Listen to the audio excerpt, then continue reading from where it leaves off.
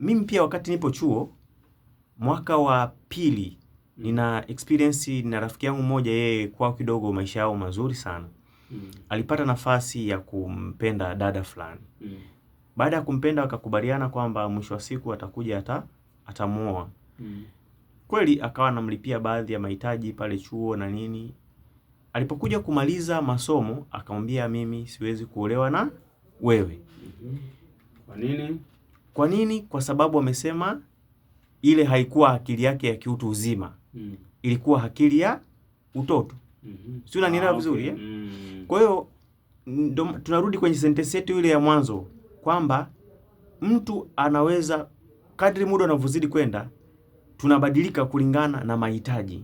Unanielewa? Na ndio maana leo hii mtoto wa sekondari hawezi kuwa na mahitaji sawa na mtoto wa chuo kwa sababu ya mazingira yao. Na ndivyo hivyo hata itakavyokuwa wewe unavyokuwa unamsomesha, maana yake anaona kabisa kwamba mimi na huyu sasa hivi tuko tofauti. Au inawezekana baada ya wewe kumsomesha mawazo yako na ya kwake yanakinzana. Si unanielewa vizuri hapo?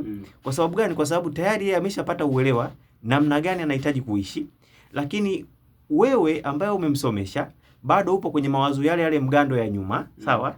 Ambako sasa kimsingi uhitaji wenu unakuwa ni tofauti. Si unanipata hapo? Ni lazima kutakuwa na changamoto moja au nyingine ya watu hawa kuseparate. Hiyo namba moja. Namba mbili, inapotokea jambo kama hili mara nyingi watu huwa wanahitaji huruma sasa.